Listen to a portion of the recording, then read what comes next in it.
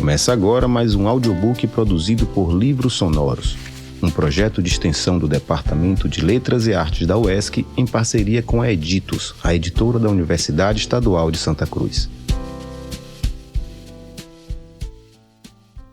O Velho Souza, um conto de Flávio Costa, presente no livro Antologia Panorâmica do Conto Baiano, século XX, com organização de Gerana Damulakis, narrado por Júlia Falcão.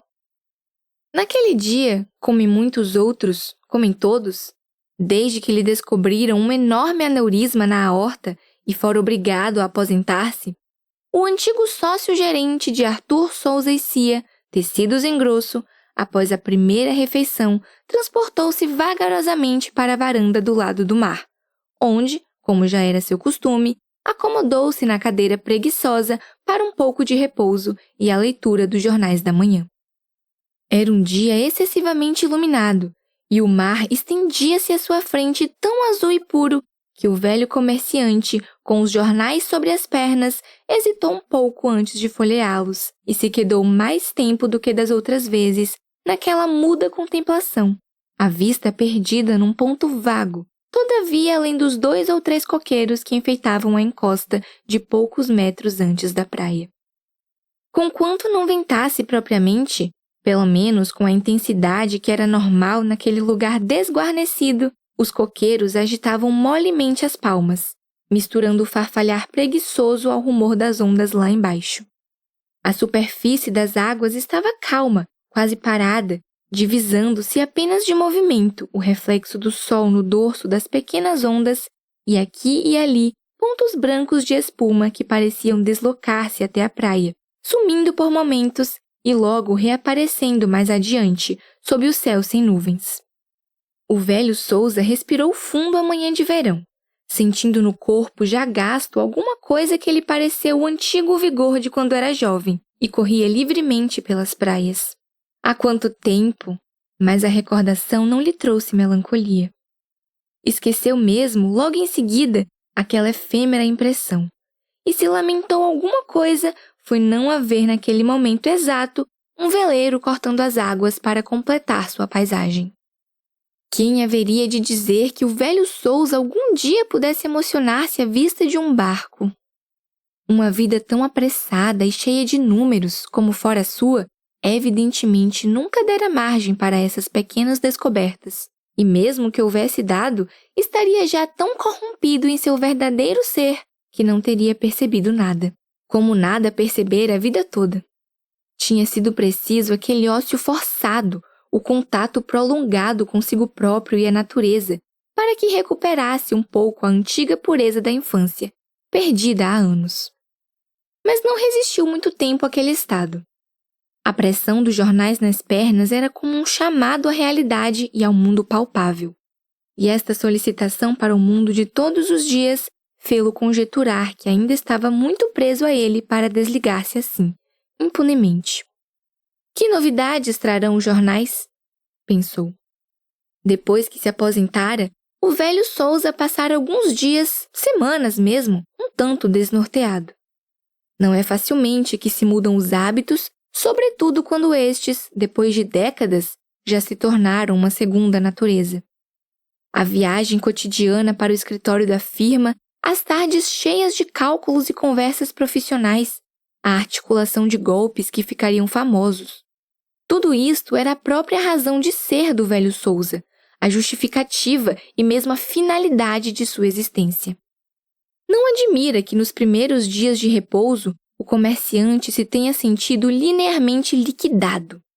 Como passar os dias em casa, sem faturas, sem transações, sem os 1000 acontecimentos diários da vida comercial?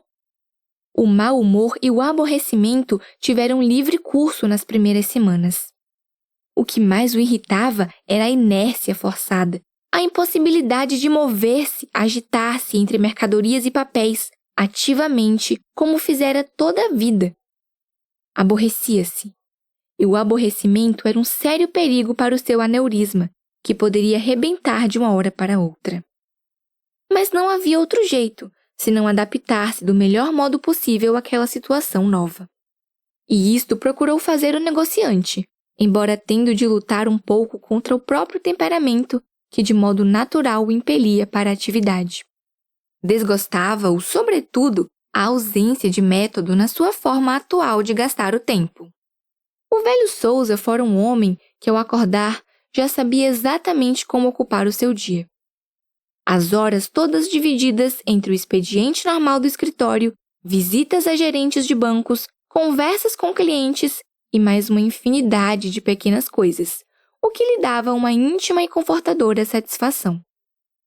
Saber-se homem ocupado era saber-se útil.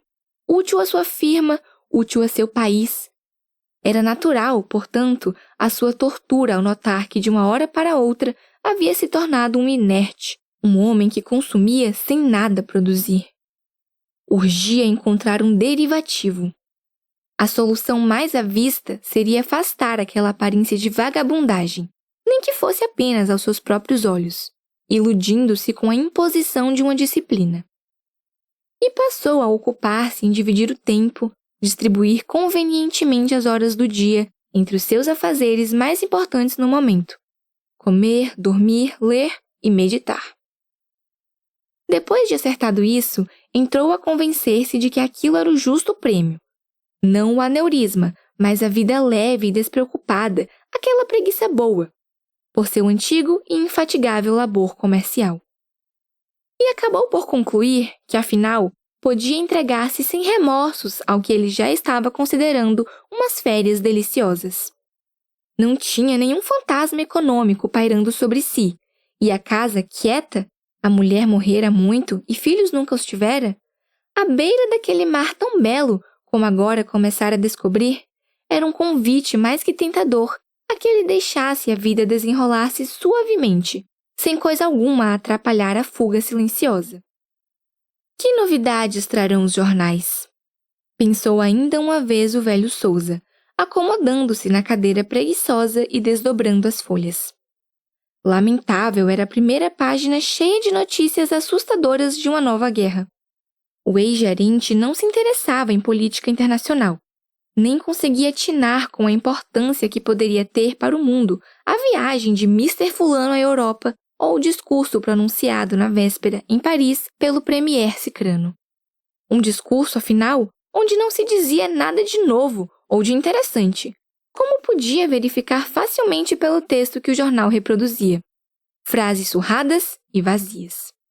Era o mesmo que essas intriguinhas familiares transportadas ao plano internacional. O velho Sousa virou a página, aborrecido, e alguns anúncios lhe caíram sob os olhos. Passe suas férias nas montanhas suíças, sugeria um deles. Paisagens geladas de inacreditável beleza e os mais excitantes esportes de inverno. Um brilho passou-lhe pelos olhos, mas apenas por um instante. Depois sorriu, um tanto triste. Que tolo! Antes, quando pudera, nunca lhe tinha vindo à cabeça a ideia de viajar. Nossos aviões o transportarão em menos tempo e com mais conforto e segurança. Qual? Virou a página à procura dos artigos de divulgação científica. Era uma leitura que já havia sido particularmente grata ao negociante. Hoje, menos. Mas ele ainda a procurava com um certo interesse. E já se preparava para ler quando descobriu mais acima, em destaque, o anúncio de sua firma. Tecidos em grosso. Recebemos partidas regulares das melhores fábricas do sul do país pelos menores preços.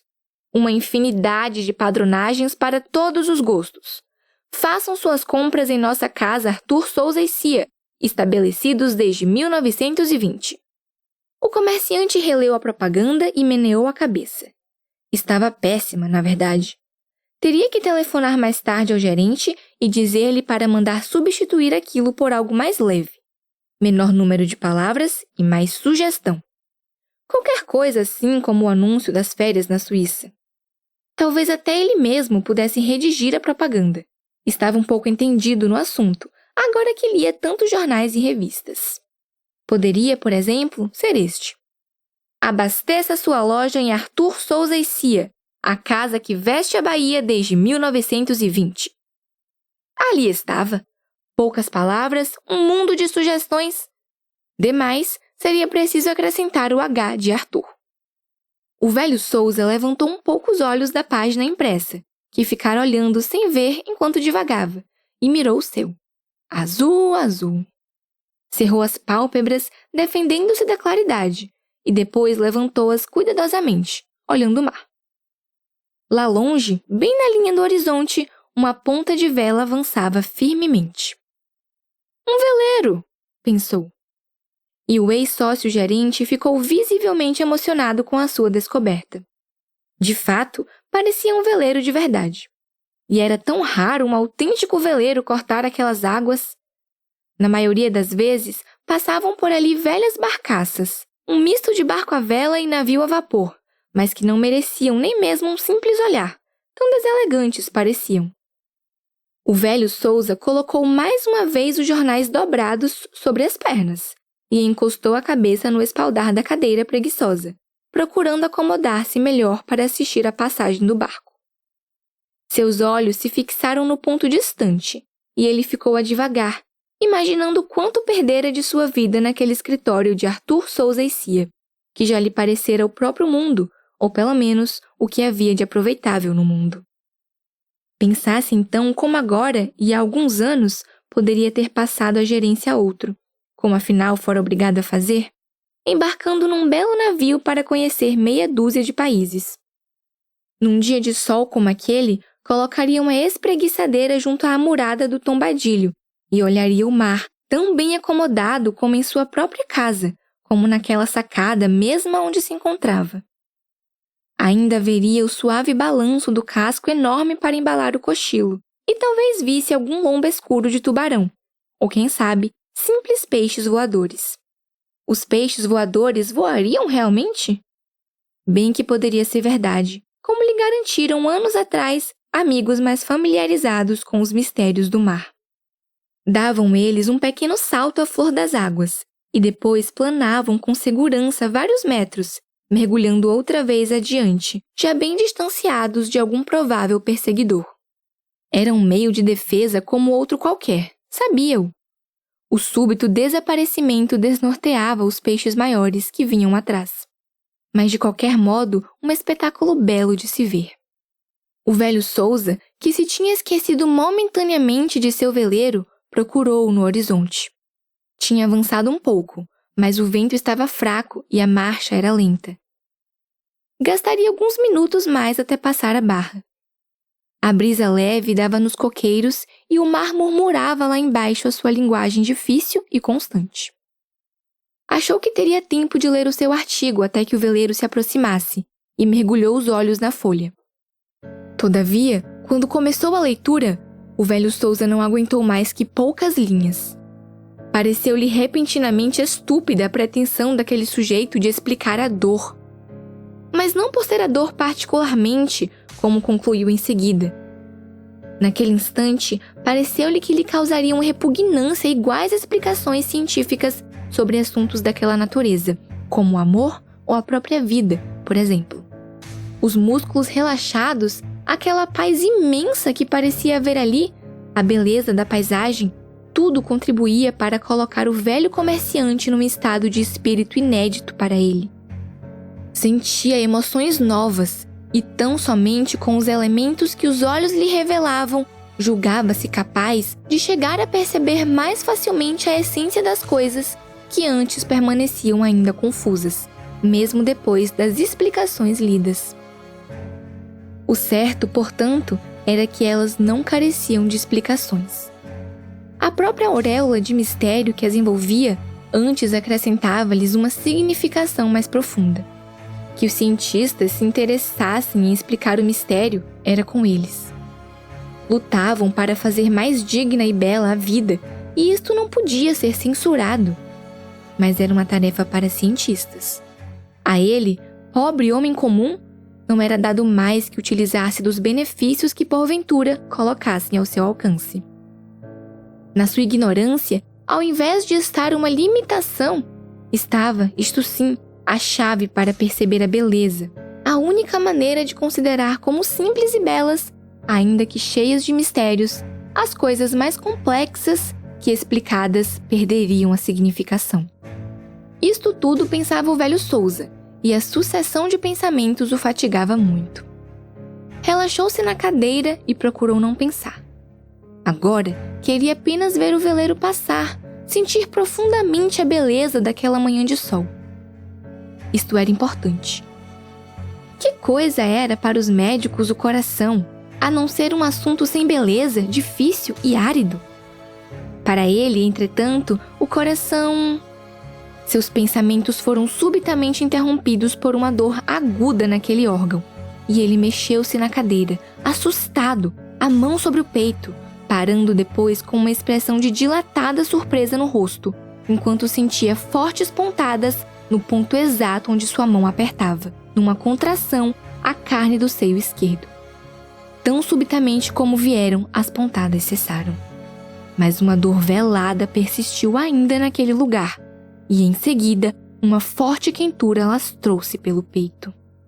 O barco avançava velozmente agora, impulsionado por uma brisa mais forte, chegando a ostentar na proa longos bigodes de espuma. Arfando levemente, os olhos semicerrados, o comerciante ainda viu a imponência do barco, as velas claras abertas, e aquilo lhe pareceu mais belo do que tudo que já achara belo daquela varanda. Aturdido, quis reagir, abrir mais os olhos, entender o que se passava.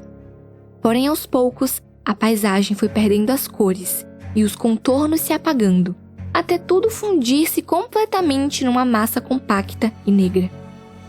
Já então, a cabeça do velho Souza tinha caído para trás, repousando no espaldar da cadeira, definitivamente. Em Revista Mapa, Salvador, Bahia, 1958, número 3. Flávio Costa, Salvador, Bahia, 1928. Rio de Janeiro, RJ, 1976. Obras: Além das Torres do Kremlin, 1958. A China está mais perto, 1974. Produção de Antônio Figueiredo, professor do Departamento de Letras e Artes da UESC, Júlia Falcão, estudante de Comunicação Social da UESC, Editos e Universidade Estadual de Santa Cruz. Captação de som de Mailton Figueiredo. Trilha musical de Mailton Figueiredo. Edição de Júlia Falcão e Mailton Figueiredo.